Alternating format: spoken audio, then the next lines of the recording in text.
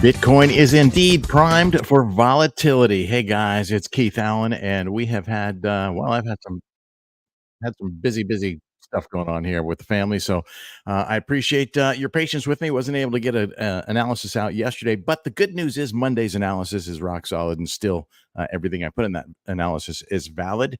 And I encourage you, if you haven't watched it, to go back and watch the analysis entitled Bitcoin's post-halving sale, because we did indeed get a little sale opportunity here the other day.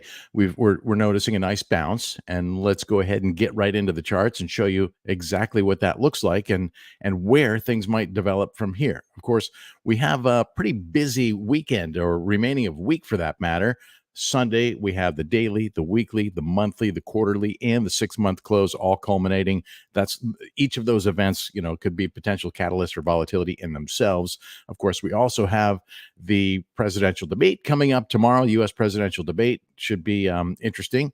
And we have more economic reports coming up here later in the week as well, which in themselves are often catalysts for volatility. So quick look at fire charts here to show you where liquidity is and where it isn't. For us to have volatility, we need to have a setup in the order book that kind of facilitates that, right? And if you recall, I've said this many times. I posted something about it yesterday as well, that really the mantra in order book analysis is that liquidity dampens volatility, because price has a harder time moving through volume, like we see up here, and an easier time moving through thinner areas of liquidity. On fire charts here, the brighter areas signify the higher volume, whereas the darker areas signify areas with lesser volume, meaning less friction. It's easier for price to move through those zones.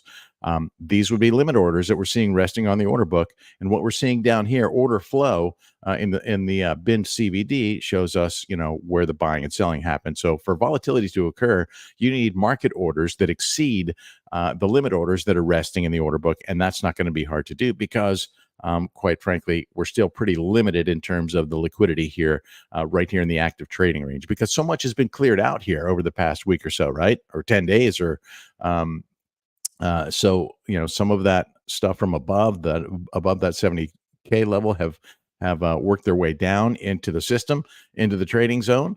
Nonetheless, there's still pretty significant liquidity upwards of 70K. That's very strong resistance.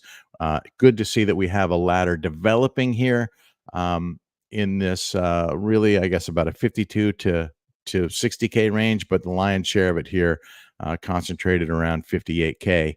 That's an important level. I discussed those levels in my analysis on Monday, so I'm not going to spend a lot of time on them now. But safe to say, this red box is an area of interest because of the fact that we had so much history there leading up to the prior top of the prior bull market in 2021. So in terms of where we sit now, I'm putting some new geometry on the chart here, and this is really, we can all agree that technical analysis, drawing lines on charts is somewhat subjective. So you may draw yours differently than I do. I'm just giving you some things to kind of gauge where we are in the trend. Obviously, on the shorter time frames, we lost a lot here, right? We've lost all of these key moving averages. We lost the 21, the 50, and the 100. The purple 200-day moving average is down here as a saving grace, if you will. And we almost gave that a nice test the other day. We didn't quite make it down. I would be thrilled to go down and get closer to that line. This may be all we get at this point. And the fact that we have a nice solid trend precognition signal, actually two of them with both algorithms here, the A2 plus arrows and down here with the A1 dots. These all indicate that, obviously prices, momentum is shifting upwards from this downtrend that we had. Now, this does not mean it's a one-way ticket up. This is on a daily time frame, so things could be different here over longer time frames. But the fact that we have made it back above the box, but notice we're kind of settling back into the red box. This is important, right? So probably in terms of where things develop from here, as I said, we have all of these events happening here that could serve as potential catalysts to fuel more volatility here this week. Of course, the presidential debate is tomorrow night during the day. We have GDP numbers coming out, jobless claims coming out, et cetera. Core PCE, this is an important one. Final numbers on the Q1 quarter over quarter numbers. And then Friday, we have PCE, core PCE, personal income, et cetera, coming out that, Fed watchers will be watching that closely as well. Those are kind of subjective, right? So we look at the charts to see, to give us clues of whether we're seeing strength or whether we're seeing weakness. So, for us to reclaim the 21-week moving average, to me, that is well within reach, right? We ran up into resistance against it, and that's noteworthy here. But it's certainly within reach. And quite frankly, I think that on the monthly time frame, climbing back in to this range, back above the trend line, which it's around 67, 750-ish, 800-ish, something like that. Getting above this trend line certainly is doable and would be, in my opinion, an indication of strength to continue up and then potentially go after the all-time high. Losing it wouldn't be a doomsday sentence, right? Because in my opinion, if we stay above this red box, in or above the red box, in the red box or above the red box, I think we're in relatively good shape to keep at least chopping along until Bitcoin finds its footing. Now, where my area of concern comes in is this lower low. If we make a lower low, that may be indeed our ticket to paradise. And that's what I would be watching. So, before I get pinned as a bear or a perma bear, I want to reiterate the fact that I'm showing you guys potential scenarios so what to be looking for in either direction, right? I'm personally still long and trying to rebuild a position. So if we do revisit, if we do sweep these lows, just because we have these trend precognition signals on the daily chart does not mean that we can't go back down and sweep these lows, potentially go test this 200-day moving average. I would view that as a pretty solid opportunity for me to add to my position. However, I'm watching this lower low very, very, very closely. If we lose this level here, that's an area of concern that we would go to a deeper correction. And we've talked about where those levels would be. Let me clear out these trend precognition signals to make it easier for you to see. My focus would be, initially this 50 to 52K range. And from there, this 40 to 45K range, which is an area we've had a lot more history.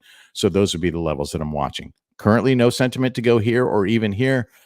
It is all up above this level right now. So looking for this to hold over the rest of the week and for the daily, weekly, monthly, quarterly, and 6-month close. We'll see how things transpire here. I am going to have limited availability here over the remainder of the week, but I will do my best to chime in anytime I see something when I get a break to do so. So with that, I hope you guys are armed with some knowledge that can help you make some good trading decisions. If you like the content that you're getting here, please do me a favor, smash the like buttons and help me grow the channel because, the algo's like that. With that, I'm going to wrap it, guys. Thanks again for the support. Keep the comments coming. I love each and every one of them, and I will continue to engage with each and every one of them. Oh, one last thing I want to show you before I go is that, when it comes to looking for how to, buy your way back in and build those positions, it is difficult. It's really challenging to find those perfect entries and those perfect exits. So I am using my trusty MTF mean reversion indicator, kind of adjusted for the volatility. This is, I think this is the 2% deviation that's been performing the best for me here as of late.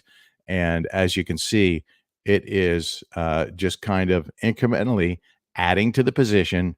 And, you know, if this is a hold, I don't really care if it's in super profit for now, because, if I'm scalping, then yeah, I'm in profit and I close them out. But if I'm trying to build a position and I want to hold on to them, these so far have been great entries. You can learn more about that, fire charts and everything else, of course, at materialindicators.com. Going to leave it right there, guys. Have a great remainder of the week. And as always, trade safe, my friends.